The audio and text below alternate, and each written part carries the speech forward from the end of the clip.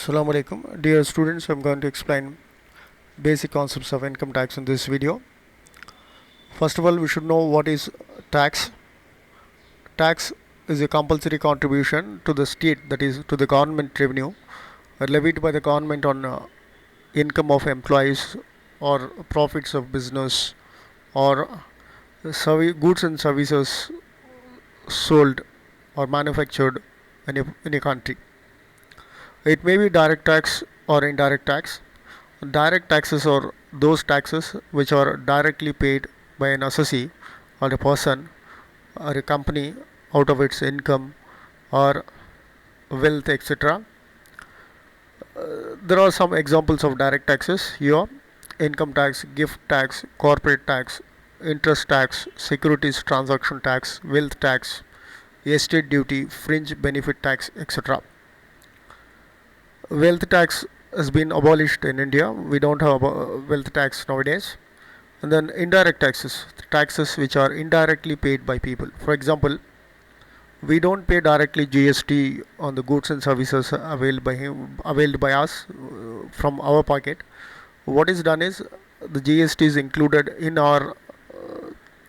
the price of goods and services availed by us whenever we purchase some commodity or avail some service. It includes GST also, hence indirectly it is collected from the users of a service or buyers of your product. And there are some examples of indirect taxes: customs duty, excise duty. Custom duty means duty which is levied on import and export of goods, which are brought into this country from foreign countries. This is charged in order to protect local producers, local goods. Whenever customs duty is imposed, the value of the price of imported goods will go up. By this way, the local goods will be cheaper. Indirectly, it encourages people to buy local goods rather than buying costly foreign goods. The excise duty is there. Excise duty means a duty on production. When our goods are manufactured in a factory, they are accessible under the Excise Act, Central Excise Act, and then sales tax, VAT, and all are clubbed together. Now we have GST. Stamp duty is there. All these come under the category of indirect taxes. Then income tax is collected on the basis of various rules and regulations. Income tax legislation in India has different sources. First of all, the first major source of income tax collection, levying, collection, and charging is the Income Tax Act 1961. It has several provisions which deal with various categories of cases, situations. The next one, Income Tax Rules 1962, and then notifications and circulars issued by Central Board of Direct Taxes.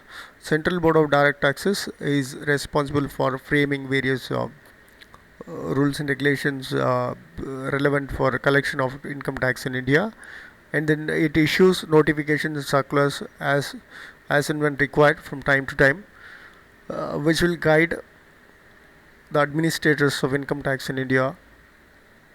And then annual finance acts.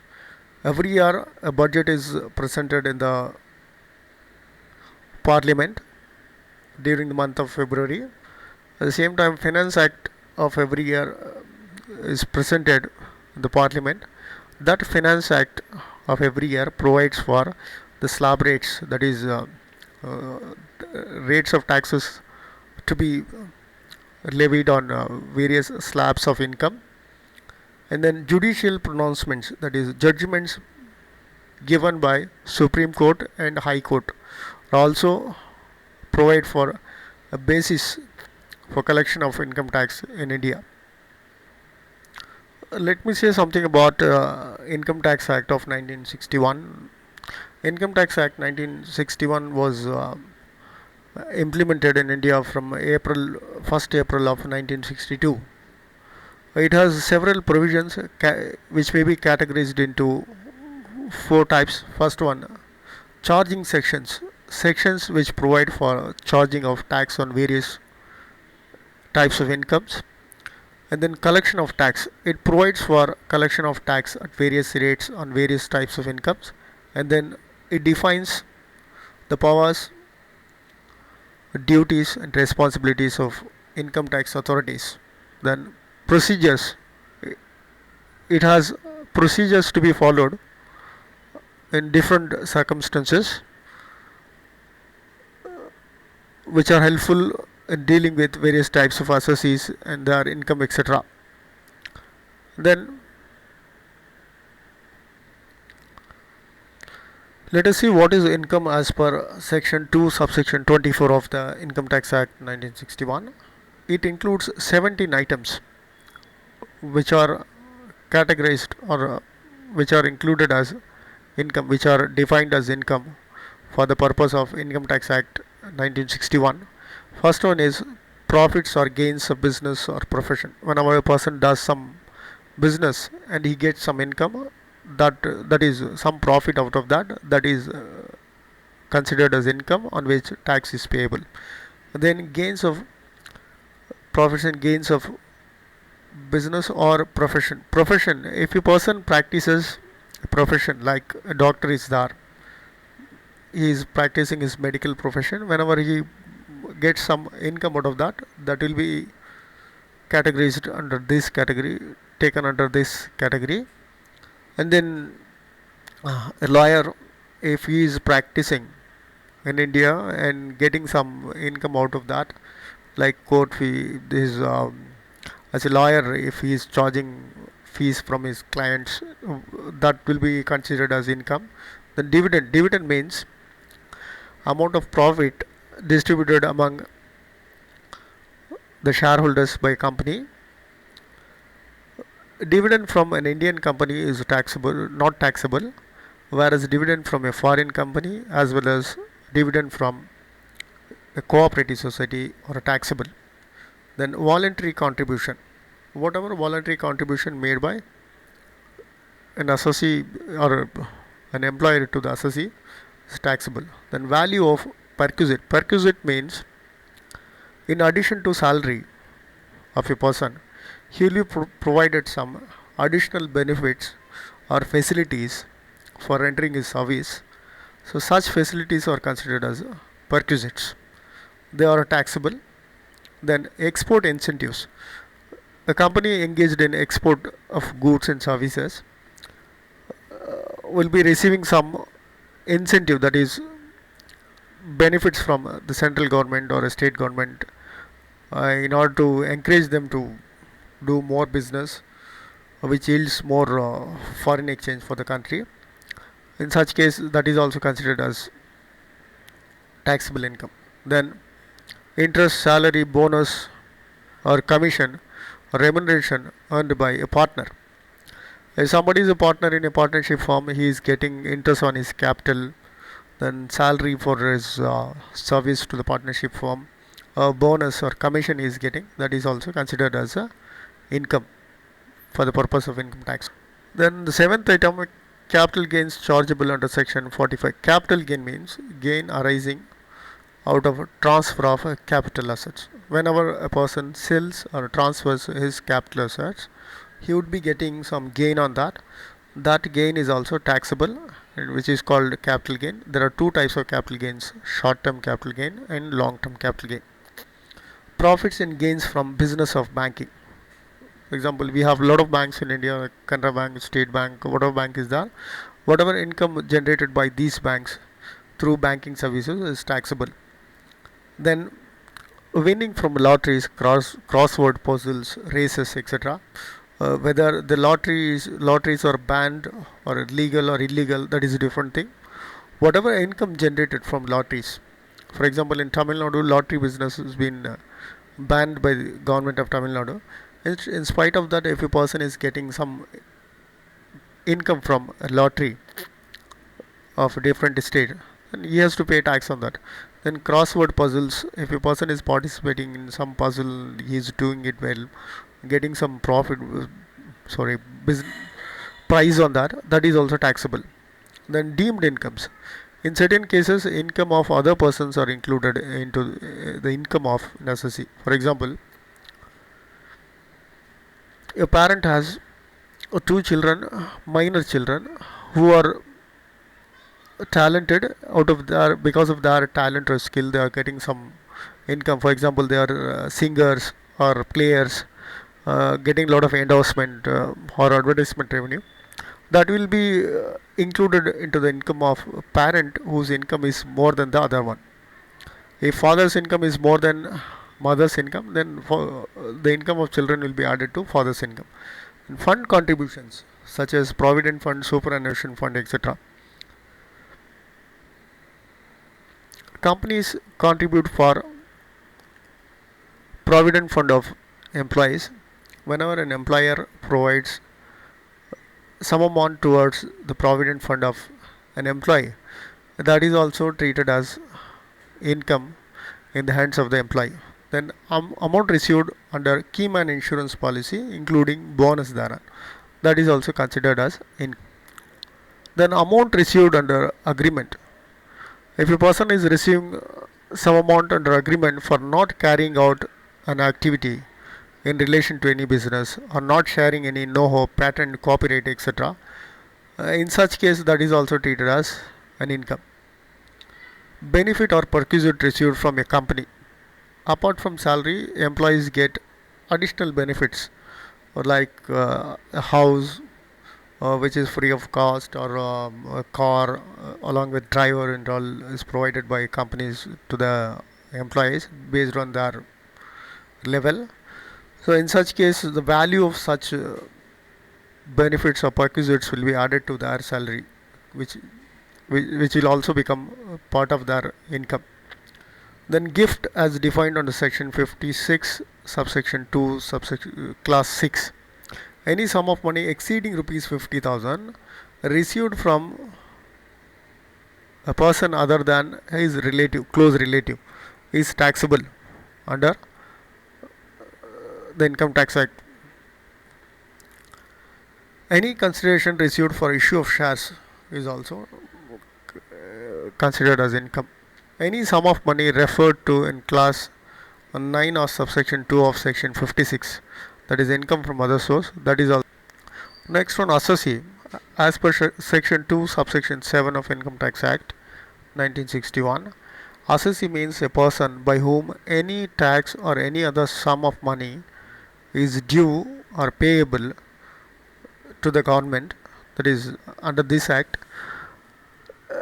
And they are assessee may be classified into three categories, like every person in respect of whom any proceedings under this act has been taken for the assessment of his income.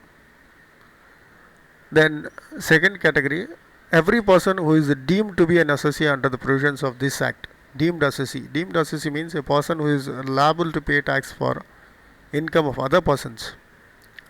And then every person who is deemed to be an assessee in default under any provision of this act.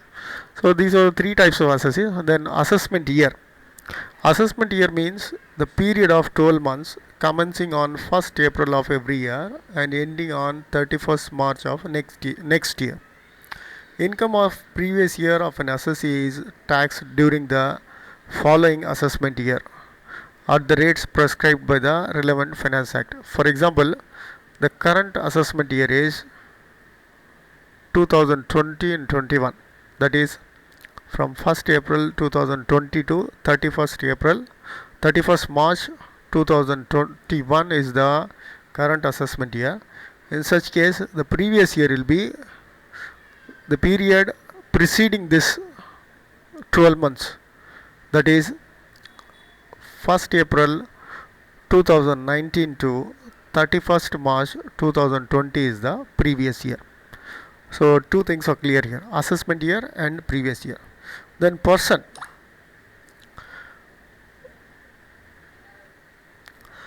As per section 2 subsection 31 of the Income Tax Act 1961, the term person includes an individual. An individual means a natural human being, maybe male, female, minor, or a person of sound mind or unsound mind. Then Hindu undivided family, which has several members, and in such case, the Karta will be responsible for payment of tax of HUF, that is Hindu undivided family. Then a company means a limited company which is registered in India or registered in a foreign country, taxable, of which income is taxable. Then a firm means a partnership firm. Then an association of persons or body of individuals, whether incorporated or not, whether registered or not registered. Then local authority means a municipality, a corporation, a panchayat board, etc. Then every artificial juridical person not falling within any of the above categories. All these are included under the term person. Let us see the difference between capital and revenue receipts. We should know the difference between capital and revenue receipts for the purpose of calculating income tax. Tax is payable on revenue receipts, not capital receipts. Capital receipts are chargeable to tax but subject to the provisions of Income Tax Act relating to capital gains. So any capital receipt will be subject to calculation as per the provisions laid down for income to be calculated under the head capital gains. We should know what are capital receipts and revenue receipts. Any receipt received, any amount of money received after sacrificing a source of income. For example, a person is running a shop. He is losing his shop and getting some amount of money from somebody, then such income is a capital receipt. Whereas a person is running a shop, he is forced to close the shop for 1 month. For this 1 month, he is paid some amount. In such case, that is revenue receipt. Any amount of money received for the loss of source of income is called capital receipt, whereas any receipt for loss of an income is called revenue receipt. The next one, the difference between capital expenditure and revenue expenditure. In computing taxable income, normally revenue expenditure incurred for the purpose of earning income is deductible from revenue receipts, unless the law provides specific rules to disallow such expenditure wholly or partly. On the other hand, any expenditure incurred in connection with maintenance of property or maintenance of job or in connection with performance of a person's job is called revenue expenditure. Capital expenditure is incurred for purchase of an asset or extending, that is, a person has got a shop, he is increasing the size of the shop or adding one more floor, that is extending his business, then that is capital expenditure. Whereas revenue expenditure is incurred in normal course of business, such as routine expenditure. For example, a person is paying salary to the employees working in a shop, then it is a revenue expenditure. If a person is paying for making roof or installing a new machine in the factory, then it is capital expenditure. Thank you for watching.